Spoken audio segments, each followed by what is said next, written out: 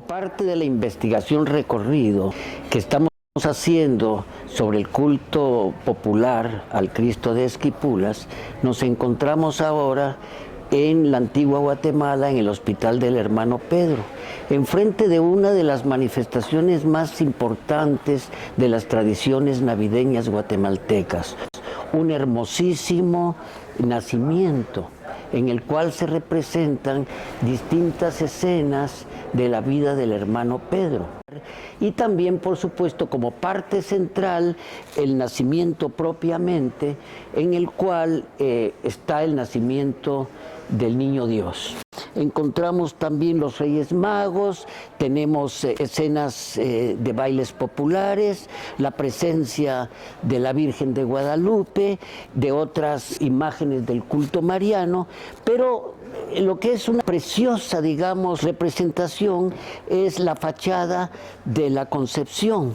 Y enfrente de esta calle es donde tienen lugar en miniatura las escenas más importantes de la vida del hermano Pedro. Un motivo importante dentro de este hermosísimo nacimiento es la maqueta del Cristo de Esquipulas, del santuario propiamente, que por cierto es una maqueta muy bien realizada, frente a la cual se representaron danzantes, tocadores de chirimía y tamborón, distintas escenas de vendedores y sobre todo una procesión con el propio Cristo de Esquipulas que se encamina hacia el atrio. Por cierto que las banderas que traen los que van al frente de la procesión, los abanderados, son banderas centroamericanas. De aquí que de este centro partamos en nuestro recorrido hacia Granada, en la República de Nicaragua. Ya en la ciudad de Granada, una de las más importantes metrópolis centroamericanas, nos dirigiremos hacia el municipio de La Conquista, un lugar donde en estos momentos se está celebrando la fiesta del 15 de enero al Cristo de Esquipulas.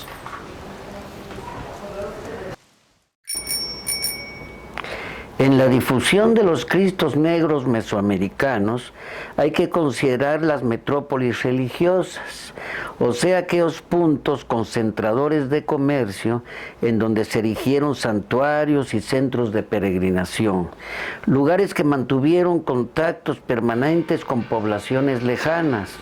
En el caso de Esquipulas, las rutas que confluyeron venían del norte de México, sur de los actuales Estados Unidos y de toda Centroamérica.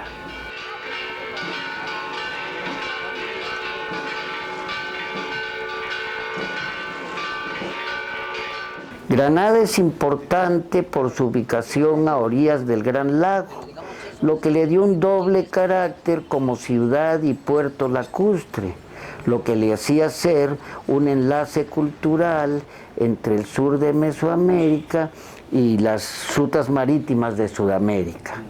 Por lo tanto, no debe sorprendernos que aquí encontremos también el culto al Cristo Negro. Así lo tenemos en Quito, Ecuador, Manizales, Colombia, en Panamá y Alajuelita en la vecina Costa Rica. En el caso de Granada, se tendría que tomar en cuenta poblaciones como Tipitapa, como La Conquista, Masaya, que son, y León, por supuesto, ¿no? En el caso de El Salvador tenemos Perulapía, tenemos Colón, Aguachapán y otros lugares más. En el caso, por ejemplo, de Honduras, sabemos que hay por lo menos culto a en unos 8 lugares pequeños, entre ellos Quetzallica, por ejemplo, que forman, por lo menos durante un día al año, conforman una energía, un movimiento de productos, de gente que llega simplemente por la devoción y, por supuesto, la gente que no puede acudir hasta el santuario de Esquipulas en Guatemala y que busca una localidad cercana para cumplir con lo que ellos anualmente sienten en cuanto a su devoción por el Cristo Negro. ¿Tú dirías que el Cristo de Esquipulas viene siendo un huésped en las estructuras existentes? En muchos casos sí. En muchos casos se hace una ermita, una iglesia a veces rural, que posteriormente, si el culto aumenta, se le construye ya una sede definitiva. En otros casos, la devoción se refleja en capillas interiores de iglesias que originalmente han sido dedicadas a una imagen diferente. Como este caso que tenemos aquí. Tenemos un letrero allá que nos está indicando que aquí hay culto al Cristo de Esquipulas.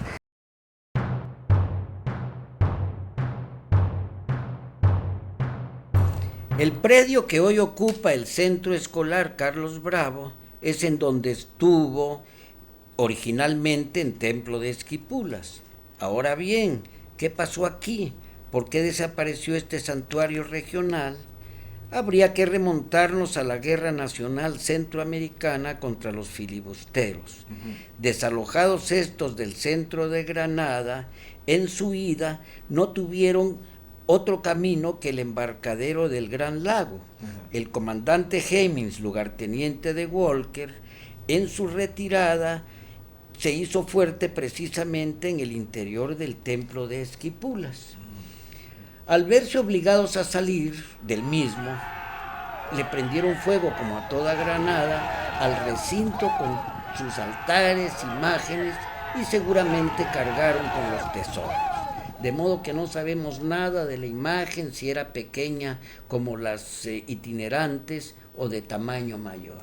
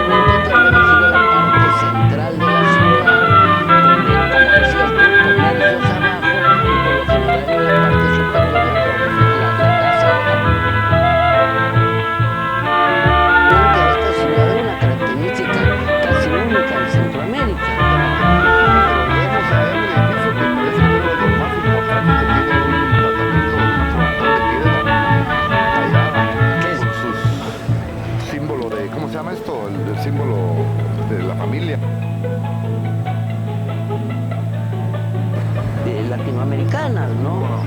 Lo que tú decías, el lugar de concurrencia, el lugar claro, de intercambio, de amistad, de intercambio social.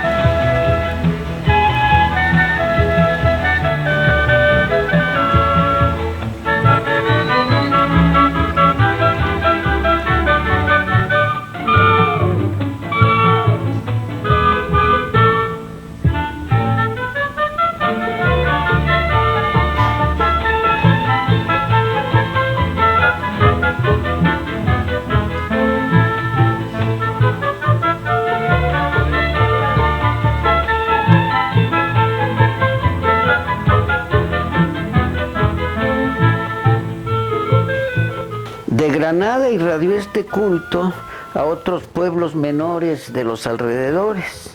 Entre ellos habría que mencionar el de la Conquista, que es una población y fiesta pequeña si la comparamos con centros de gran concentración devocional.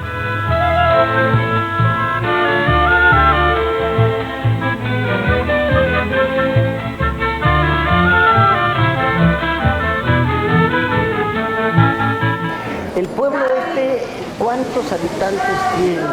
Bueno, la primera vez que hice yo, para saber qué cantidad de comida iba a hacer, anduve preguntando y me di cuenta que habían 500 familias. 500 familias. Ahora debe haber más, porque han pasado 2 años y como aquí crecemos bárbaramente, sí. Claro. Y el nombre de la Conquista, me decía usted que hay muchas... Yo no la conozco, pero vamos a preguntarle a mi hermano Juan. ¿Vení? Cuentan que un destacamento de españoles se desvió del astillero.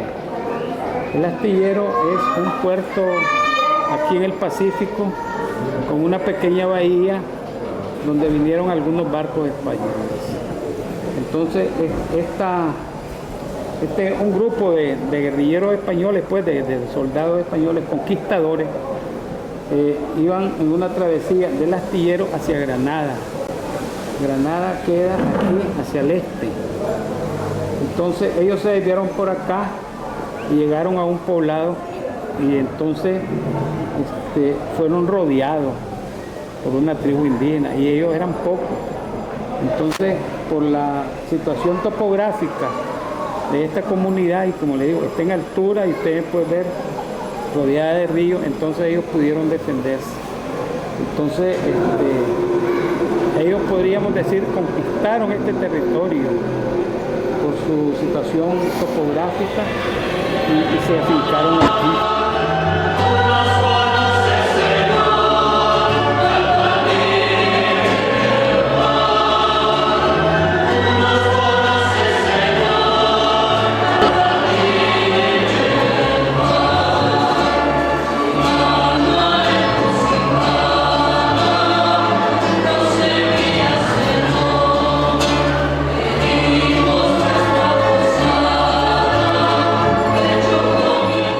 En cuanto a las imágenes, tenemos dos versiones, una pequeña y otra mayor, básicamente para permanecer en un altar central, y es la que sale en la procesión de la festividad.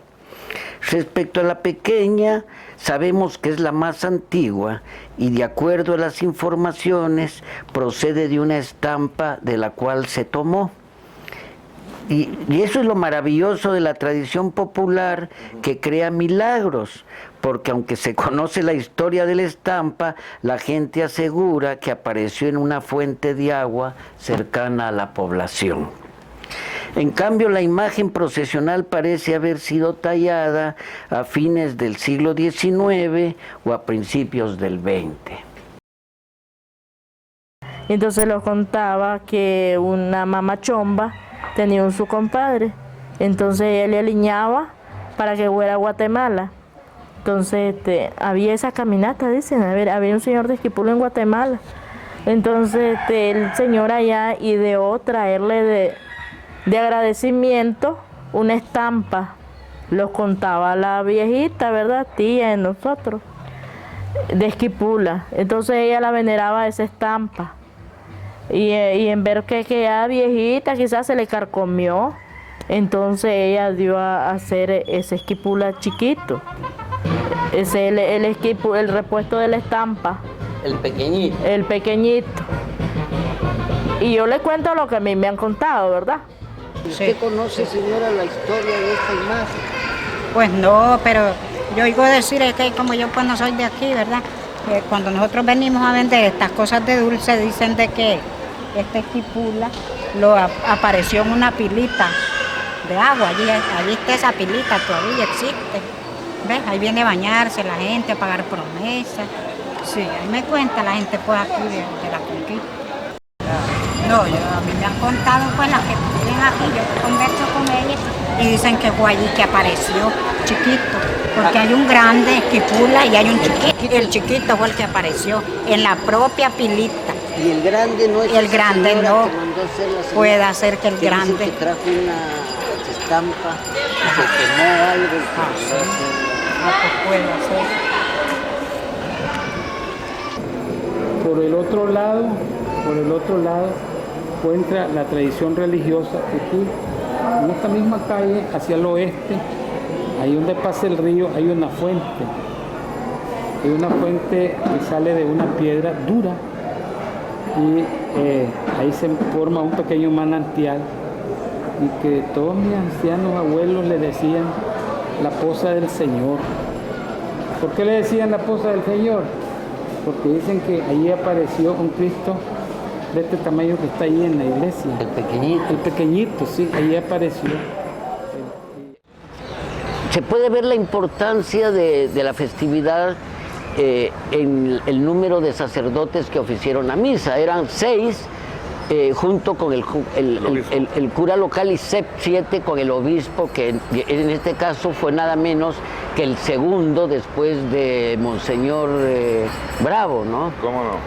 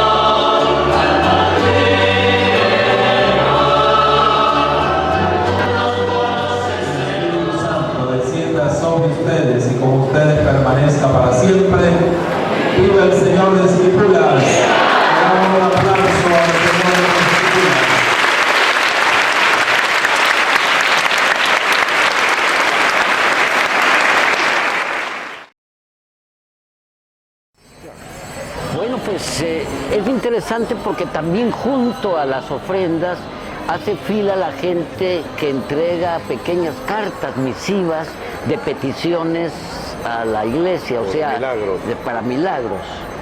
Y también los pequeños milagritos que se le cuelgan a las vestimentas de los santos. Que te dé fuerza para seguir trabajando. Y año con año no vengo a ver. Señor de Quipula.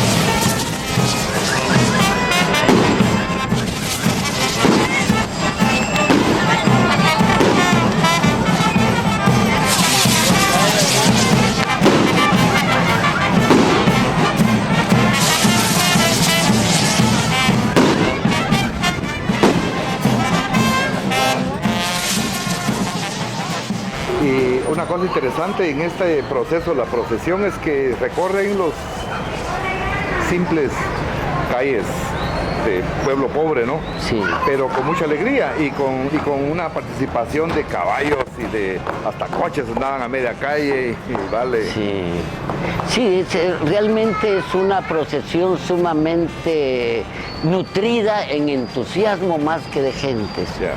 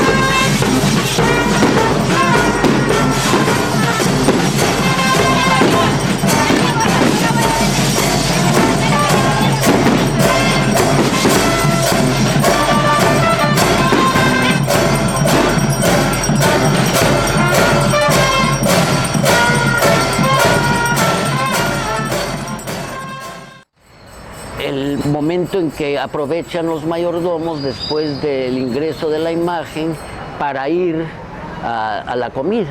Ah, vaya, a la celebración del alimento. Del alimento. Que entiendo que lo habían empezado a dar desde la noche anterior. De la noche anterior, no sé si... 2.500. ¿Para cuántas? 2.500 decía Sí. alguien. Y tú habías apuntado el número de cocineros que estuvieron... Como 24. Que llegaban de diferentes lugares también, en camiones llevando todo lo necesario para elaborar la comida. Para mí es una felicidad ver que la gente va comiendo, aunque nunca queda bien con todo. Hay mucha gente que protestó que no se les dio comida y ya los viste cómo iban saliendo. Vi que había una cola enorme afuera. Sí, y comenzó antes de que terminara la misa. Y usted, digamos, ¿cuál es su función? ¿Qué es lo que usted organiza? Bueno, nosotros organizamos cocinar los alimentos, ¿verdad? Nosotros recibimos todos los productos, como si las reses vivas, los granos básicos, sea maíz, arroz, azúcar, aceite, bueno, todo lo que se utiliza para hacer las comidas. Y nosotros los encargamos de preparar en sí lo que es la comida. Destazar la res, preparar el maíz, todo, molerlo, bueno, todo hasta entregar la comida hecha y después repartírsela a la gente. Esa es la misión de nosotros, la misión.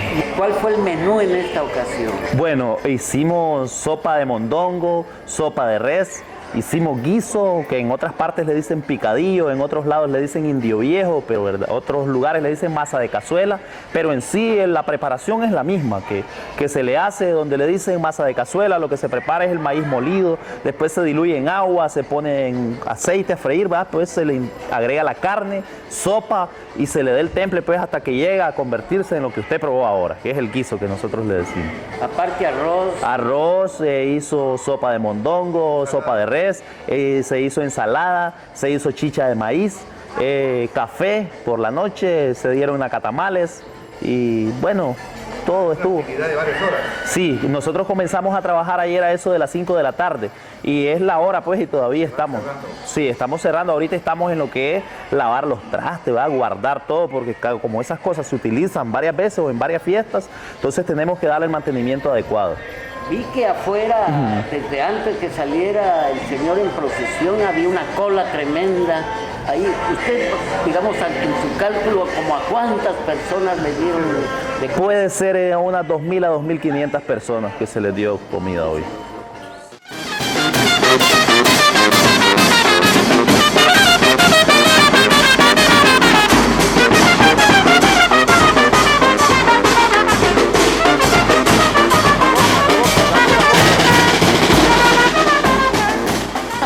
Que tú hiciste hincapié desde el principio, la calidad de la música. Ah, sí, absolutamente, esa banda sonora musical en vivo ahí, de esta banda marcial, Sí. de música sacra, Que por con si- aquel trombón. La tuba. Sí, la tuba. Impresionante porque además son un músico excelente, ¿no? ¿Cómo no?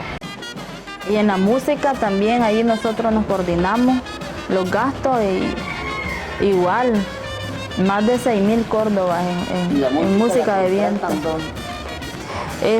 Vienen unos músicos de aquí, de un municipio del departamento de Carazo llamado El Rosario. Ellos, los músicos, vienen a tocar aquí. Sí.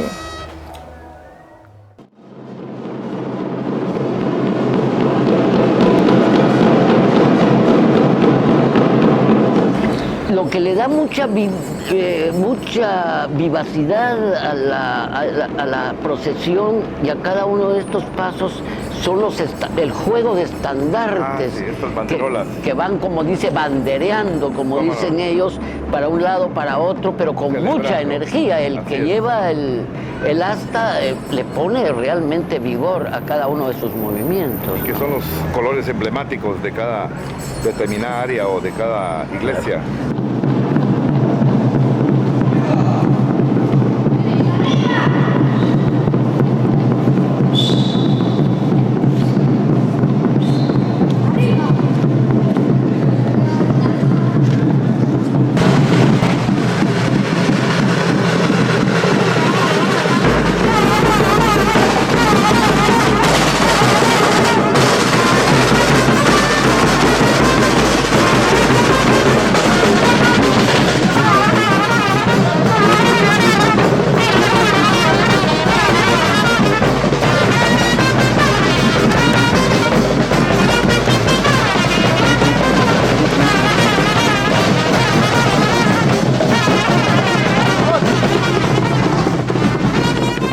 Y el final, que es muy emotivo. Salen las imágenes, esperan la salida hasta la puerta. Hasta el atrio.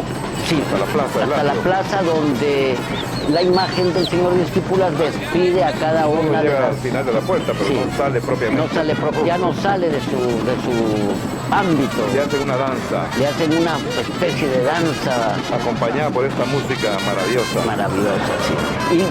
Pero además es emotivo, hay cariño. Sí. En la entrega de la llevada de cada imagen local, ves tú el orgullo también del santo patrón de cada pueblo. Sí, pues. Que lo ven, se inclina, saluda casi en una especie de beso con la imagen de Cristo de Estípulas y inmediatamente, sin mayor ceremonia, lo van a instalar en el camión. En el camión y hasta el próximo año.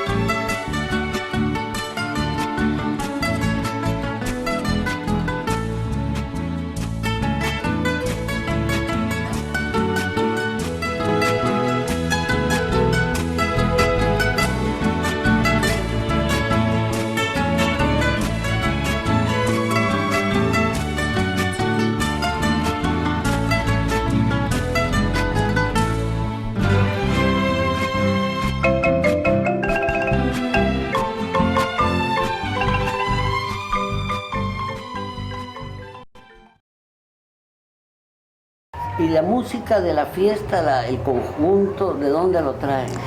El conjunto luchamos para que viniera porque los mocuanes se llama el conjunto que viene, los mocuanes, el embrujo musical le dice.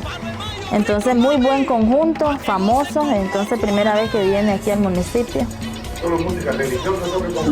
No, música popular. Es el baile, ¿no? Para la coronación de la reina. Eso es lo que se va a hacer hoy más noche. Todo lo mueve bien, salta mi corazón siguiendo sus caderas. Todos la miran y ella lo mueve más con la seguridad que me conquistará. Quiero bailar también el palo de Mayoya con esa chica que